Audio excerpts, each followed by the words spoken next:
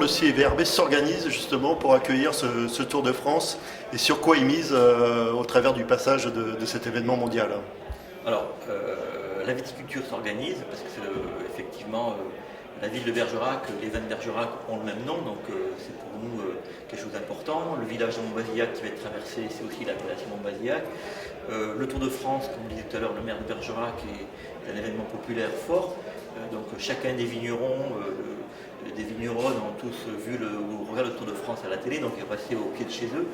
Donc il nous semble important d'essayer de faire que la viticulture puisse participer au mieux à cette fête.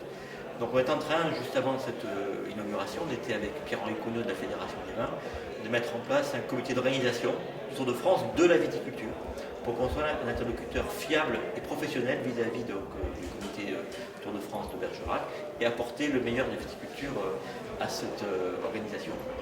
Alors qui va constituer ce comité de la viticulture et comment est-ce que déjà vous pouvez peut-être nous donner quelques pistes sur comment il... Alors, il va s'articuler donc la Fédération des vins de Bergerac, le CIVRB, qui sont des structures collectives, hein, on se met ensemble pour mettre en place donc, ce comité. Une première réunion publique où tous les vignerons sont invités aura lieu, je crois, le vendredi 31 janvier, à 17h au local de la Fédération des vins, de façon à expliquer ce qu'il va être le Tour de France, essayer de montrer déjà les projets que l'on a, récupérer les idées que peuvent avoir d'autres vignerons et concrétiser tout ça dans un projet relativement fort. En parallèle, on a la chance à Bergerac d'avoir une vigneronne qui s'appelle Sylvie Chevalier, qui a été pendant longtemps, qui a participé en tant qu'organisatrice au Tour de France. Et donc, elle est avec nous et elle va nous aider donc à professionnaliser cette approche.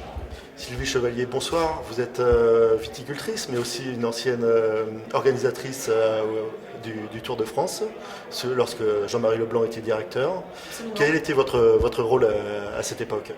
Et en fait, Jean-Marie Leblanc m'avait embauché pour initier une nouvelle mission qui était de m'occuper des villes, enfin que le Tour puisse aller voir les villes d'une façon un peu différente de l'aspect sportif et technique qu'elle avait l'habitude de faire depuis des années et des années.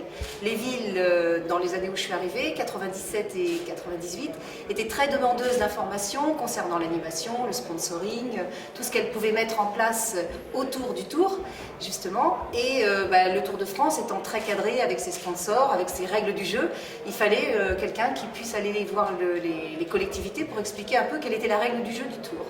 Donc en fait, Jean-Marie Leblanc m'a demandé d'aller voir les villes pour faire cette mission. D'accord. Bon, depuis, vous avez atterri dans notre vignoble bergeracois.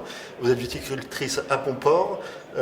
Et aujourd'hui, vous rentrez dans le comité un peu d'organisation côté viticulture avec l'envie de montrer une belle image du vignoble. Quelles sont les articulations que vous allez mettre en place pour présenter une image favorable du vignoble bergeracois ?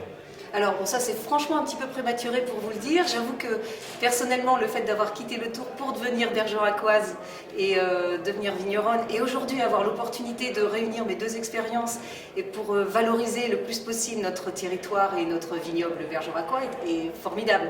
Donc évidemment je vais m'appliquer à essayer de mettre mon expérience au service de la viticulture puisqu'un comité d'organisation, un collectif s'est formé entre notre interprofession, le CIVRB, et la fédération qui représente l'ensemble des syndicats viticoles. Ce comité m'a embauché pour justement fédérer un petit peu toutes les idées, canaliser toutes les idées, fédérer toutes les idées et optimiser l'image des vins à travers ce tour. Donc on veut essayer d'accueillir au mieux possible tous les visiteurs qui seront là.